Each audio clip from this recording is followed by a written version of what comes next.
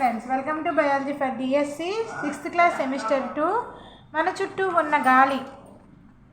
ఈ లెసన్లో మనకి ఇంపార్టెంట్ పాయింట్స్ని ఈ వీడియోలో డిస్కస్ చేద్దాం.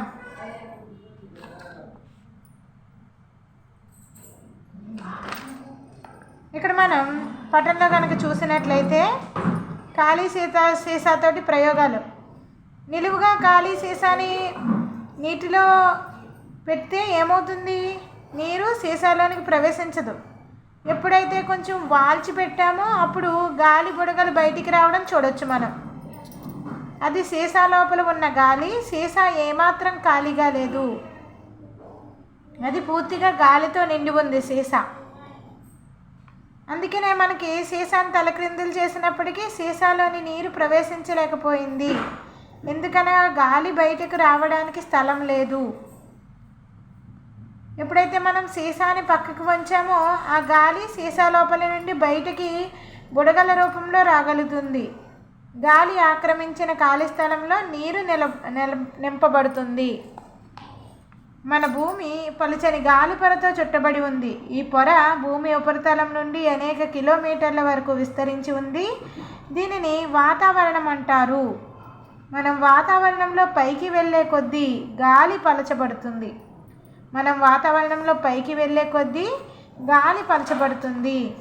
పర్వతారోహకులు ఎత్తైన పర్వతాలు ఎక్కేటప్పుడు తమతో ఆక్సిజన్ సిలిండర్ ఎందుకు తీసుకువెళ్తారు?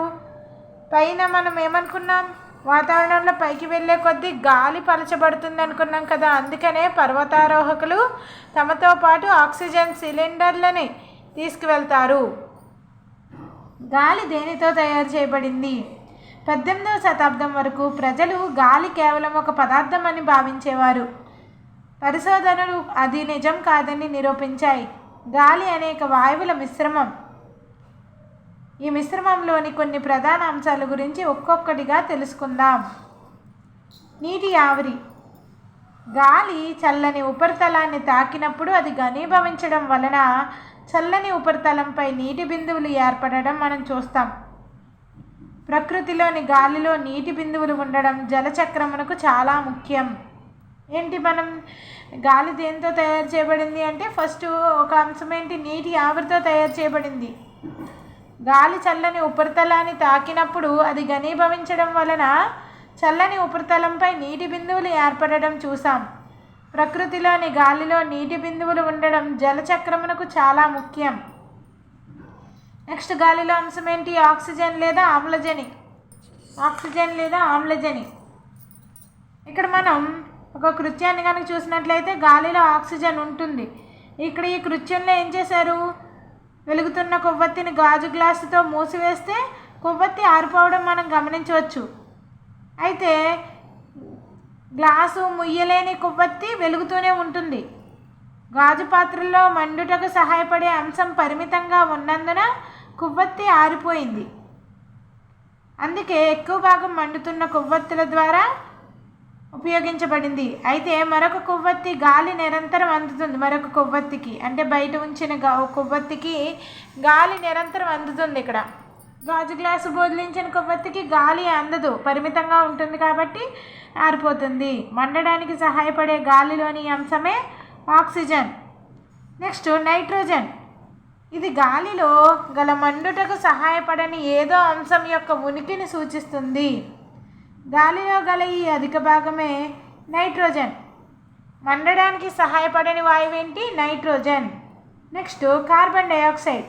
ఇది మంట కొనసాగుతూ ఉండడం వలన గదిలో ఎక్కువగా పేరుకుపోయిన కార్బన్ డైఆక్సైడ్ వలన జరుగుతుంది. మూసి ఉన్న గదిలో ఏదైనా పదార్థం మండుతూ ఉంటే మనకి ఊపిరి ఆడనట్లు అనిపిస్తుంది కదా. ఎందుకు? మంట కొనసాగుతూ ఉండడం వలన గదిలో ఎక్కువగా పేరుకుపోయిన కార్బన్ డైఆక్సైడ్ వలన జరుగుతుంది. మన చుట్టూ ఉన్న గాలిలో కార్బన్ డైఆక్సైడ్ స్వల్పంగా ఉంటుంది. మొక్కలు మరియు జంతువులు శ్వాసక్రియలో ఆక్సిజన్ని ఉపయోగించుకుని కార్బన్ డైఆక్సైడ్ని విడుదల చేస్తాయి. మొక్కలు మరియు జంతువులు శ్వాసక్రియలో ఆక్సిజన్ని ఉపయోగించుకుని కార్బన్ డైఆక్సైడ్ను విడుదల చేస్తాయి. మొక్కలు మరియు జంతువులు పదార్థం మండడం ద్వారా కూడా కార్బన్ డైఆక్సైడ్ ఇతర వాయువులు విడుదలవుతాయి. మొక్కలు మరియు జంతువుల పదార్థాలు మండడం ద్వారా కూడా మొక్కలు మరియు జంతువుల యొక్క పదార్థాలు మండడం ద్వారా కూడా కార్బన్ డైఆక్సైడ్ ఇతర వాయువులు విడుదలవుతాయి. మన పరిసరాలను కలుషితం చేసే విధంగా ఎండుటాకులు మరియు పంట వ్యర్థాలను మండించకపోవడం మంచిది. ఎందుకు? కార్బన్ డైఆక్సైడ్ ఎక్కువ రిలీజ్ అయిపోతుంది మండించడం వల్ల. మనం ఏమనుకున్నాం, మొక్కలు మరియు జంతువుల యొక్క పదార్థాలు కూడా మండడం ద్వారా ఈ కార్బన్ డైఆక్సైడ్ అంతేకాకుండా ఇతర వాయువులు కూడా విడుదలవుతాయి. అందుకనే మన పరిసరాలని కలుషితం చేసే విధంగా ఎండుటాకుల్ని పంట వ్యర్థాలని మండించకపోవడం మంచిది. నెక్స్ట్, ధూళి మరియు పొగ. ఇంధనాలను మండించడం వల్ల కూడా పొగ ఉత్పత్తి అవుతుంది. పొగలో మనకు తరచూ హాని చేసే కొన్ని వాయువులు మరియు సూక్ష్మ ధూళి రేణువులు ఉంటాయి. పొగలో మనకి తరచూ హాని చేసే కొన్ని వాయువులు మరియు సూక్ష్మ ధూళి రేణువులు ఉంటాయి. హానికర వాయువులను మన నుండి దూరంగా ఆకాశంలో ఎగురుతున్న పక్షులకు దగ్గరగా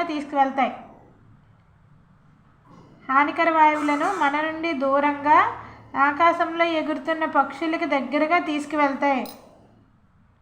గాలిలో ధూళి కణాలు ఎప్పుడూ ఉంటాయి.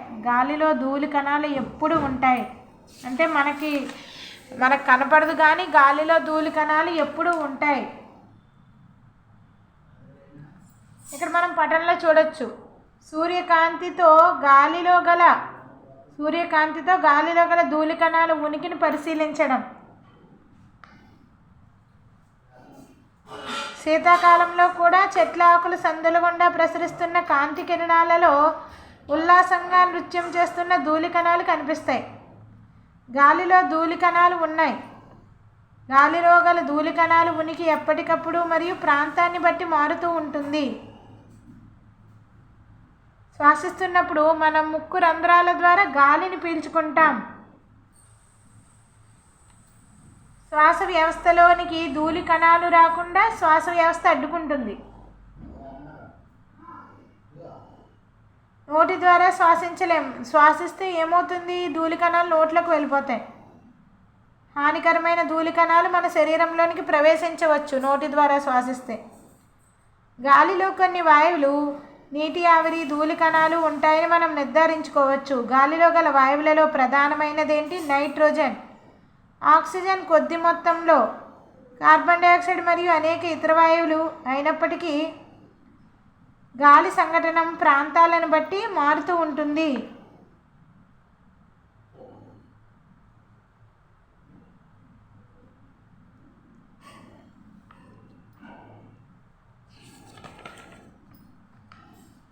ఇక్కడ చూడొచ్చు మనం గాలిలో ముఖ్యంగా నైట్రోజన్, ఆక్సిజన్లు ఉండడాన్ని మనం గమనించవచ్చు. నిజానికి ఈ రెండు వాయువులు కలిసి గాలిలో 99% వరకు ఉంటాయి.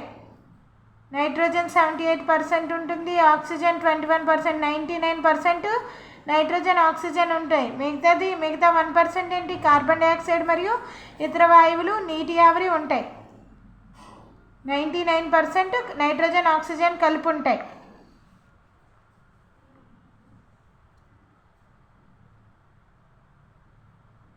నీరు గాలిని కలిగి ఉంది.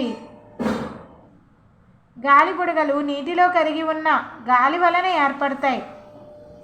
గాలి బుడగల రూపంలో బయటికి వస్తుంది. మనం నీటిని మరిగించినప్పుడు గాలి బుడగలు నీటిలో కరిగి ఉన్న గాలి వలన ఏర్పడతాయి. గాలి బుడగల రూపంలో బయటికి వస్తుంది. మీరు వేడి చేయడం కొనసాగిస్తూ ఉంటే నీరు వేడెక్కి చివరగా నీటి ఆవిరిగా మారుతుంది. నీటిలో నివసిస్తున్న జంతువులు నీటిలో కరిగి ఉన్న ఆక్సిజన్ను ఉపయోగించుకుంటాయని మనం నేర్చుకున్నాం. నీటిలో నివసిస్తున్న జంతువులు నీటిలో కరిగి ఉన్న ఆక్సిజన్ను ఉపయోగించుకుంటాయి. మట్టిపై నీటిని పోసినప్పుడు నీరు స్థానభ్రంశం చెందించిన గాలి బుడగల రూపంలో కనిపిస్తుంది. మట్టిపై నీటిని పోసినప్పుడు నీరు స్థానభ్రంశం చెందించిన గాలి బుడగల రూపంలోకి కనిపిస్తుంది. నేలలో నివసించే జీవులు, మొక్కల వేర్లు ఈ గాలిని శ్వాసిస్తాయి. మట్టిలో నివసించే జంతువుల వలన అనేక బొరియలు, రంధ్రాలు నేల లోతుల్లో ఏర్పడతాయి. ఈ బొరియలు మట్టి లోపలికి బయటికి గాలి చలించడానికి కావలసిన ఖాళీ ప్రదేశాలను ఏర్పరుస్తాయి. అయితే భారీ వర్షాల సమయంలో మట్టిలోని ఈ గాలి నిండిన ఖాళీ ప్రదేశాలన్నీ నీటితో నిండిపోతాయి. ఈ పరిస్థితులలో మట్టిలో నివసించే జంతువులన్నీ శ్వాసక్రియ కొరకు బయటికి వస్తాయి. నేలలోని వానపాములు భారీ వర్షాల సమయంలో మాత్రమే బయటికి రావడానికి కారణమేంటి? ఇదే.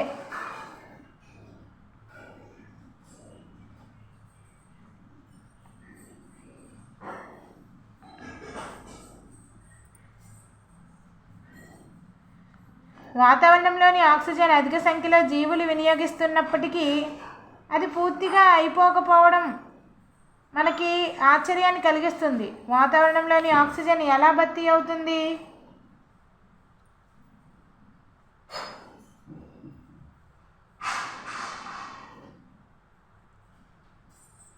కిరణజన్య సంయోగ క్రియ గురించి మనం చదువుకున్నాం. ఈ ప్రక్రియలో మొక్కలు తమ ఆహారాన్ని తామే సొంతంగా తయారు చేసుకుంటాయి. దానితో పాటు ఆక్సిజన్ని ఉత్పత్తి చేస్తాయి. మొక్కలు కూడా శ్వాసక్రియలో ఆక్సిజన్ని వినియోగించుకుంటాయి. అయితే అవి వినియోగించుకున్న దానికన్నా ఎక్కువ ఆక్సిజన్ని ఉత్పత్తి చేస్తాయి. అందుకే మనం మొక్కలు ఆక్సిజన్ ఉత్పత్తి చేస్తాయని అంటాము. మొక్కలు లేకుండా జంతువులు జీవించలేవని స్పష్టమవుతుంది. మొక్కలు జంతువులలో శ్వాసక్రియ, మొక్కలలో జరిగే కిరణజన్య సంయోగ క్రియల వలన వాతావరణంలోని ఆక్సిజన్ మరియు కార్బన్ డైఆక్సైడ్ల సమతుల్యత సాధ్యపడుతుంది. మొక్కలు జంతువుల్లోని శ్వాసక్రియ, మొక్కల్లో జరిగే కిరణజన్య సంయోగ క్రియల వలన వాతావరణంలోని ఆక్సిజన్ మరియు కార్బన్ డైఆక్సైడ్ల యొక్క సమతుల్యత అనేది సాధ్యపడుతుంది. Next bit. ఇది మొక్కలు జంతువులు పరస్పరం ఆధారపడుటను తెలియజేస్తుంది. Next bit. గాలి మరను తిరిగేలా చేస్తుంది. గాలి మరను బోరి బావి నుండి నీటిని తోడడానికి, పిండి మర పని చేయడానికి ఉపయోగిస్తారు. గాలి మరను విద్యుత్ ఉత్పత్తికి కూడా ఉపయోగిస్తారు. పడవలు, గ్లైడర్, పారాచూట్ మరియు విమానాల కదలికకు గాలి సహాయపడుతుంది. గాలి యొక్క ఉనికి వల్లనే పక్షులు, గబ్బిలాలు, కీటకాలు ఎగరగలుగుతున్నాయి. అనేక మొక్కలలో విత్తన వ్యాప్తికి, పరాగరేణువుల వ్యాప్తికి గాలి సహాయపడుతుంది. జలచక్రంలో గాలి ఒక ముఖ్య పాత్ర పోషిస్తుంది. ఇప్పుడు మనం సారాంశంలో ఉన్న ముఖ్యాంశాలను చూద్దాం. గాలి ప్రతి చోట ఉంటుంది. మనం గాలిని చూడలేము, కానీ మనం దాని అనుభూతిని పొందగలం. కదిలే గాలిని పవనము అంటారు. గాలి స్థలాన్ని ఆక్రమిస్తుంది. గాలి నీరు మరియు మట్టిలో ఉంటుంది. గాలి ఎక్కడ ఉంటుంది? నీరు మరియు మట్టిలో గాలి ఉంటుంది. గాలి అనేది నత్రజని, ఆక్సిజన్, కార్బన్ డైఆక్సైడ్, నీటి ఆవిరి మరియు కొన్ని ఇతర వాయువుల మిశ్రమం. కొన్ని ధూళి కణాలు కూడా అందులో ఉండవచ్చు. ఆక్సిజన్ మండడానికి సహాయపడుతుంది. జీవులు జీవించడానికి అవసరం ఆక్సిజన్. భూమి చుట్టూ ఆవరించిన గాలిని వాతావరణం అంటారు. భూమి చుట్టూ ఆవరించిన గాలిని వాతావరణం అంటారు. భూమి మీద జీవమునకు వాతావరణం చాలా అవసరం. జలచరాలు శ్వాసక్రియ కొరకు నీటిలో కరిగిన గాలిని ఉపయోగించుకుంటాయి. జలచరాలు శ్వాసక్రియ కొరకు నీటిలో కరిగిన గాలిని ఉపయోగించుకుంటాయి. మొక్కలు, జంతువులు గాలిలోని ఆక్సిజన్ మరియు కార్బన్ డైఆక్సైడ్ కొరకు ఒకదానిపైన ఒకటి ఆధారపడతాయి. ఇక్కడ మనం 2 బిట్స్ ఉన్నాయి, అవి కూడా చూద్దాం. భూమి చుట్టూ ఆవరించి ఉన్న గాలి పొరను ఏమంటాము? వాతావరణం అంటాం. ఆకుపచ్చని మొక్కలు తమ ఆహారం తయారీలో ఉపయోగించుకునే గాలిలోని అంశము CO2, కార్బన్ డైఆక్సైడ్. ఆకుపచ్చని మొక్కలు తమ ఆహారం తయారీలో ఉపయోగించుకునే గాలిలోని అంశం ఏంటి? Carbon dioxide. భూమి చుట్టూ ఆవరించి ఉన్న గాలి పొరని వాతావరణం అంటారు. ఆకుపచ్చని మొక్కలు తమ ఆహారం తయారీలో ఉపయోగించుకునే గాలిలోని అంశము కార్బన్ డైఆక్సైడ్. ఇక్కడతోటి మనకి 6th క్లాస్ సెమిస్టర్ 2 లెసన్ మన చుట్టూ ఉన్న గాలి కంప్లీట్ అయింది. 11th lesson.